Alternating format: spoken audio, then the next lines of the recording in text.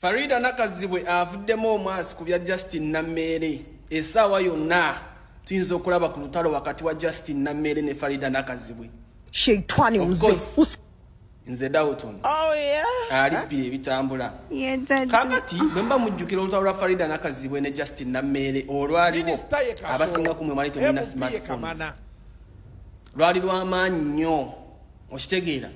Kati oluvannyuma nga Justin Nammere yakatwala n'omukyala eyavuddeyo n'amuwayiriza okubba emmwanyi ne ssente Masaka nga akamutwala mu kooti. Kati Farida Nakazibwe avuddeyo n'awandiika n'agamba Justin Nammere byakola ebyo biba byakutiisatiisa. N'atujjukizaamu nti mujjukira bwe yantwala mu kooti omukulu teyalabikako. Mu Justin Nammere bwe yamala okutwala Farida mu kooti teyagendayo kutuula mu musango.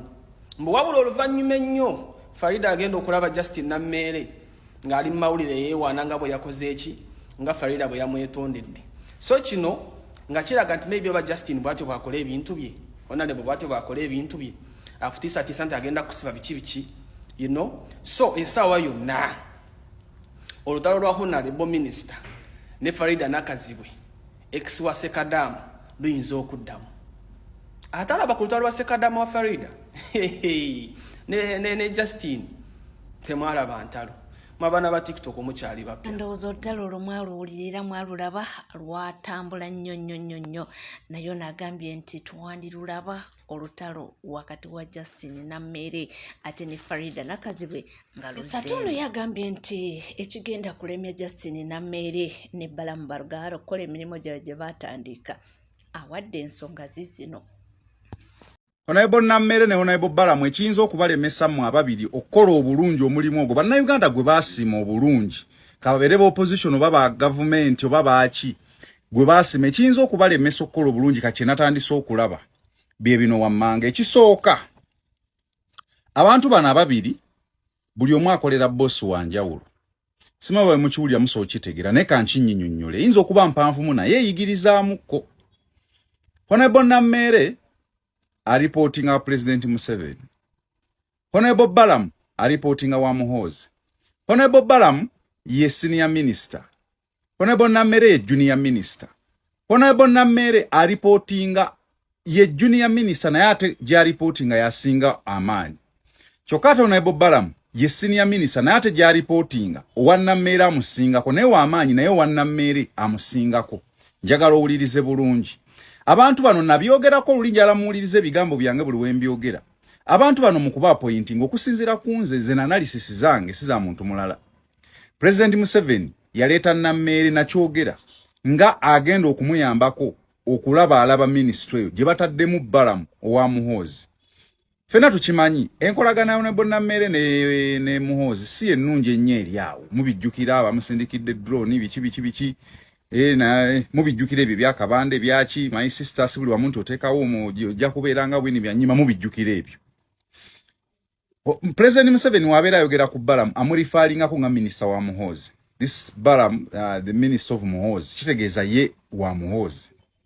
Kati kino wekiyinza okubalemeseza weewano nti Honorable Balamu ebiseera ebimu asobola okulemerera okukola decision olw'ensonga nti omulimu gwo gwamuteesaawo gwakolera Muhoozi gwakulaba nga amusaggulira amumobilizingira obuganzo oba obuwagizi mu bantu. Kati kyova olaba nti ebiseera ebimu ayina abantu baakwata n'atuuka ekiseera n'agamba ono bamute. Kati ate Honorable Nammere olw'okuba ye reporting wa President Museveni teyeetaaga kumanya kintu na kimu agamba oyo tebamuta. Kati Balamu kiba kimunyiga kubanga gwo acha mobilizingira Muhoozi okufuka president. Kiba kikakatako toyina kubeera mu rigid nnyo toyina kubeera na busungu bungi. Abantu toyina kubasiba nnyo. Kiba kyono na jova ngo basibye. Famire zaabwe abantu baabwe ababakkiririzaamu abokukyala abenganda bavaayo banyize nga ne Muhoozi bamunyigidde. Kati Balamu si kyayagala si kyamuteekesaawo. Kyokka ye Nammere bamuyita nonsense ye teyeetaaga kumanya. Ya reporting our President Museveni takyetaaga bya buganzi simanya abantu banjagala ababbi mubakwate period. Era kyekyaateekesawo Nammere awo nti Nammere yalinga nga kalabalaba. Kati abantu bano buli omu gya reportinga wagenda kubalemesa okukola kuba buli omu gya reportinga ebigendererwa bye byanjawulo. chokanga ate bano bakola omulimu gwe gumu kati wesanga nga bakontana chovola abantu walowe bali katuti at one time nga Honorable Balamu achayina omukyala gwagamba awo akyamukwasa kisa Honorable Namere najja namusikako empapula n'alagira abasirikale bamukwate ate Honorable Balamu actually eno video eyinza okumalira ku kino ate ngenda kukola endala ate Honorable Balamu njagala weegendereze Honorable Namere decision gyakola Honorable Balamu tagisazangamu ekyo kintu mwali mukyegenderezaako olwaki kubanga ono Namere reportinga wa munene asinga omunene wa Balamu yadde Balamu ye senior minister kyokka ate Balamu alina decision zakola Namere n'azigaana ate kya Namere ne kistanding anti azigaanye abantu abamu agamba babate Balamu Namere n'aganira ne batabata era n'essimu ya Kasolo gye yakubye yagambye yogerako ne Honorable Namere yamanye ebyeno sinti kuba nti yamanye ebyo ne wabeera bulambuli obawa Namere kyayogera kye kisembayo kubanga Namere reportinga wa munene okusinga wani owa Balamu of course n'ekyempisa kibaamu Balamu ali so down to earth n'ebirala na biki akkiriza ne bamovashadowing oba ne bamova biki nga we mubyogera ne bamusingako ne bamusukulumako abikkiriza ye naye ne kiri weekiri administratively nti Namere yamuteeka wa amaanyi okusinga ani owa Balamu then ensonga ey'okubiri simanyi oba eno mugitegedde bulungi ensonga ey'okubiri abantu bano we baba batandise nga baba bagenda ewantu boogera tugenda wano ne bakiraalika next week masaka omulimu gugenda gwonono olw'ensonga mugenda sanga abantu babeetegekedde luli mwali mugwa bugwi kati mulangirira gye mulaga kati ne musanga nga abantu babeetegekedde abaana abalwana gye mubasanga walabye oyo omukyala Nannyange ng'abanje mwanyi of course yabadde ng'omutegeke ng'omulaba ndudde ebintu ebyo ngambiwulira naye babadde mulago ku ddwaliro yazzeemu atya lwe nga byabadde sibitegeke ate otunuli obulungi ne Balamu ayinza n'okuba ng'oba yabadde akimanyi ku bw'owuliriza obulungi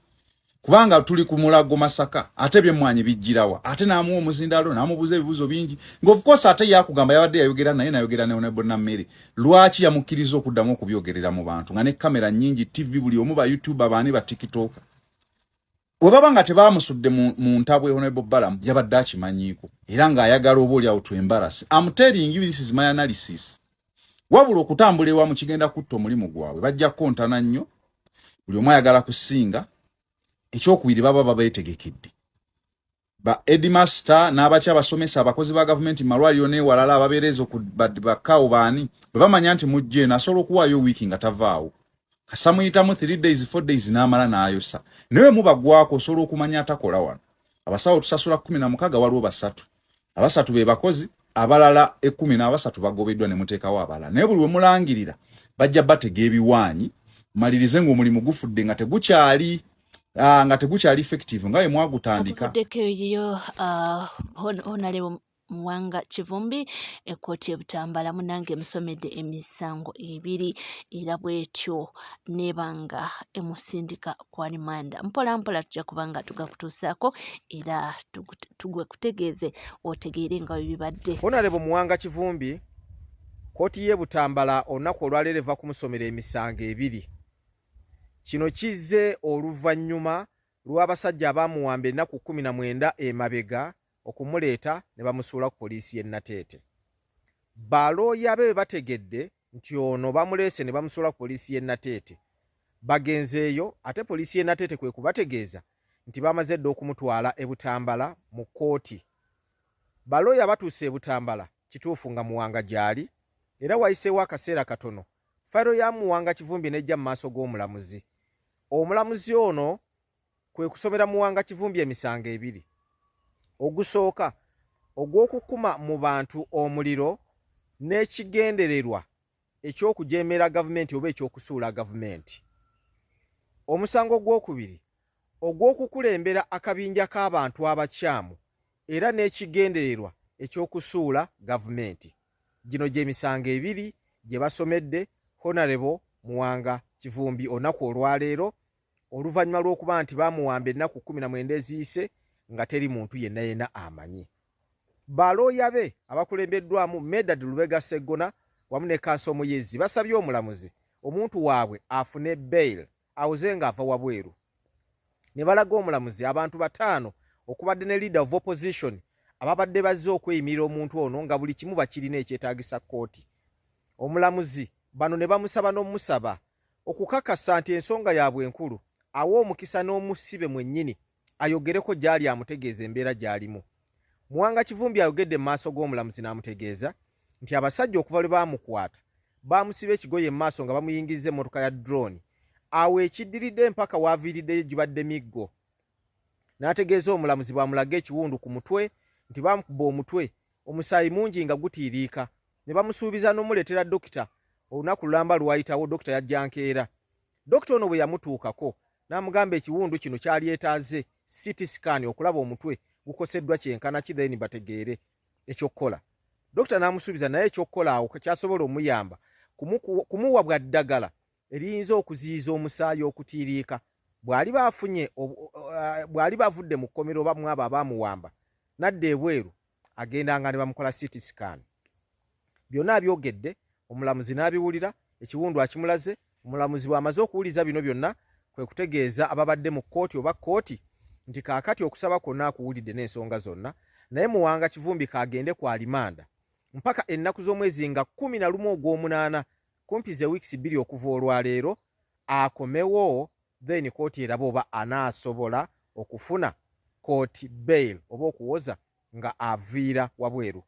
Ekyewuunyisizza ku luno abantu, omulamuzi ono bw'abadde nga asindika omusibe ku alimanda tategeezezza nsi oba kkooti omusibe amusindise mu kkomera ki. Takikoze omulamuzi ekyo akikirikidde.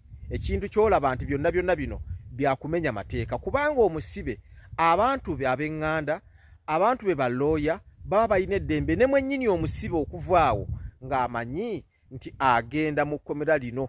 Naddala omuntu ng'ono abadde awambiddwa wiikisi kumpi 3 yali badde okuvaawo buli omu amanyi nti kati agenda mu kitundu kino. Naye ekyo omulamuzi akulaze nti kibadde tekyetaagisa kutegeeza bannansi. Ekirala kye ndabye musango gwa Muwanga Kivumbi y'ensonga bannayuganda gye mutannategeera oba gye mutanneetegereza. Ebikolwa by'abantu bano abawamba abantu kitegeeza nti beetegeka kuva dda ne bateekawo buli kimu kye bajja okukozesanga nga bawambye abantu, kubanga buli bantu be bawamba abasinga obungi ne babatuusaako ebisago ebinene abamu bakubuulira nti bwe nali eyo ne bandeetera omusawo nezijanjaba.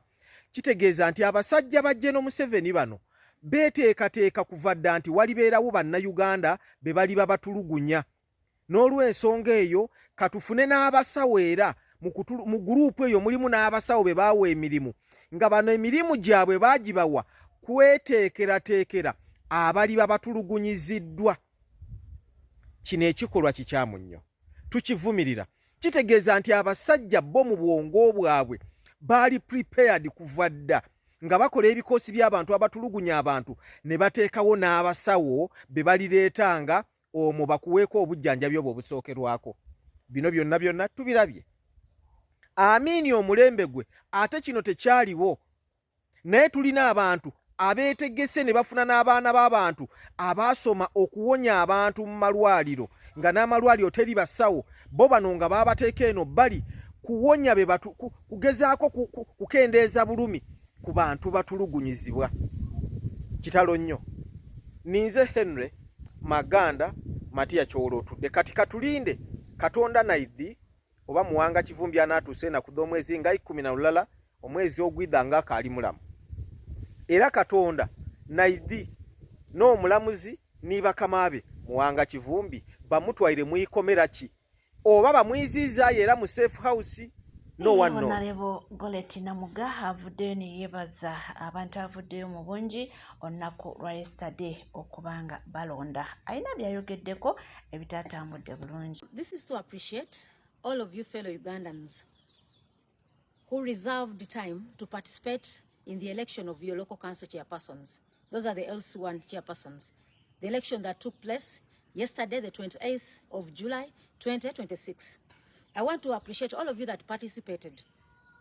You also, the malpractices that transpired, the violence, the deleting of citizens from the registers, voting late, and in some areas, electoral officials not appearing at all, and some of the candidates declared as winners. Even in some places you saw where the shortest line became the longest at the end of the day. most of us have gone to the Electoral Commission of offices in our areas to give in our complaints in regard to whatever happened. Allow me show or express my dissatisfaction in the conduct of the Electoral Commission. The Justice Byabakama, from the time of the election of women councils, we came out to bring out our complaints in regard to registers that were incomplete. But much hurting, you would find that they are old women, people who have been in that village for some good years, removed from the register. Then you find some of these young boys, young girls who have come to work in gardens, who have come to work in bars, who are doing casual work at the village. These are found in the registers. We expected you to do something about the registers before we would go in for the voting of the chairpersons of LC1. Nothing was done on the registers. Number two, we also expressed our dissatisfaction on the violence. We told you there were so many, goons in different areas. In the morning of the voting of the LC1 local councils, yes, we had police. I'm giving an example of my village, Kamuli. Police came.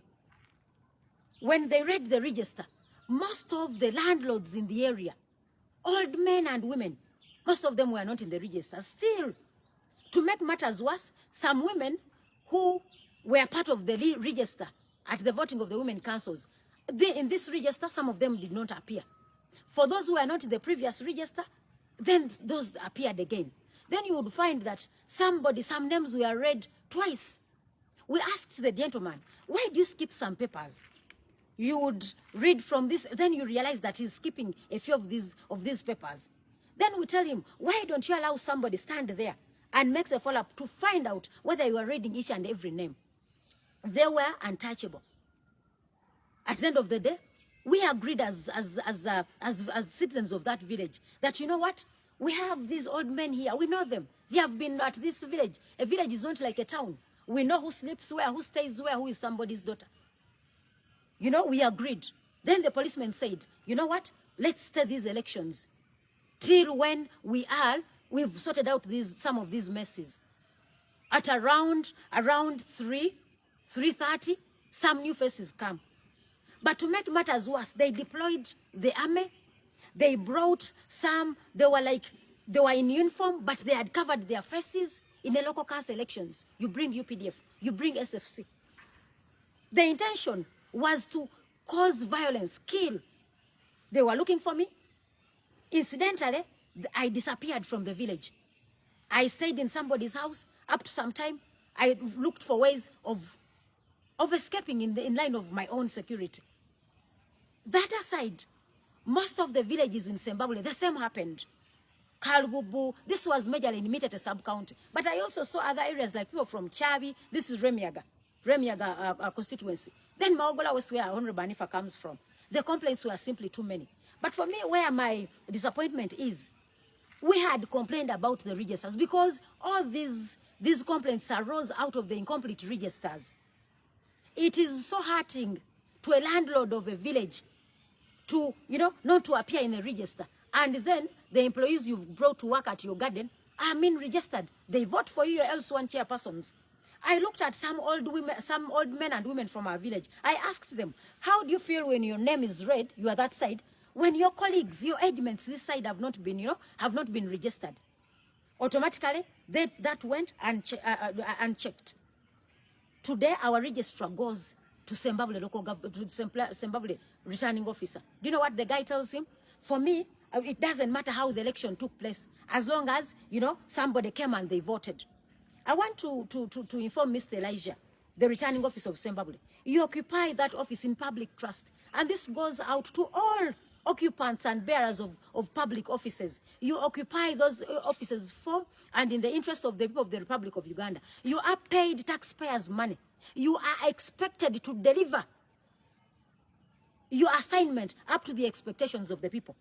You must satisfy us. The guy sits in his office is at liberty to use any language. I told my registrar, put him in loud if I'm talking to you when he's around. I told him, Mr. Elijah, you are not the first to occupy that office. People have complained. We have kept the calm. Where did you deploy UPDF to help you in having security? All in is restoring security in some of these areas. I know he was hearing. So Justice Byabakama, one wants to know, did you learn from the chaos that took place in the 2021 election, 15th, the presidential and parliamentary elections? 2, if we complain about some of these irregularities, is it that you are at liberty to respond or not? So one asks, do you think we are going to have chairpersons at the villages that have not been elected by the people? So I want to encourage all Ugandans in areas where you've not voted for your chairpersons transparently and fairly, go back and get your own chairperson, the one who you think you voted for. We are going to end up having 2 chairpersons till when the Electoral Commission will learn that we have a duty as citizens of this country to vote our own leaders. Countrymen and women, an LC1 chairperson is an important person in this country. Some of us have lost property because of the recklessness of LC1 chairpersons. So I call upon the Justice Byabakama to ensure that he restores, to ensure that he gets back to the core of what they call a free and fair election. And to all of you Ugandans who have not bothered, because some of you may think this is politics, you know, it's a waste of time. It's not. It's because the LC1 chairpersons are very important leaders in this country. I want to call up our leader of opposition, the Honorable Senyon, kindly take these matters on the floor of Parliament. Already, I know our political party will come up with a statement. But I mean, these have been made several times. We have come up to complain. What has been done? Nothing. So I want to inform the country, come out and speak about the irregularities that transpired or that took place in the local council elections. For us to security, I mean for us in Zimbabwe, it's a do or die. People look out to killing fellow leaders. That's where I want to warn the Honorable Anifa Kawoya, Honorable Aruna Chayuneka Soro, Faizo Seruwaji, the Deputy RDC in Zimbabwe. This one appeared in a white, he was moving in a white double cabin, carrying these Bachi Face and SFC guys. Because the other time he was beaten in Matete when he was using his car. This time round he decided to change. We had some Mark IIs moving around. Previously, we had told the Elijah about some of these irregularities. He said, you know, this time around it shall be the police to man the elections. So I want to inform the country, please speak interest. Let us come out with different voices about these irregularities. This will not bring calmness to the villages when we are just, when we have just appointed chairpersons. A leader, a political leader, is supposed to be through an election. You acquire office through an election, not an appointment. Otherwise, I want to thank all of you who participated and also equally encourage you, dear Ugandans, others that did not participate, kindly pick interest in the leadership affairs of your country. Kubanga wekumide ku NCK TV, tewerabira kubanga subscribinga, ringinga that notification bell, sharinga, likinga, sigadde tukomona byotova.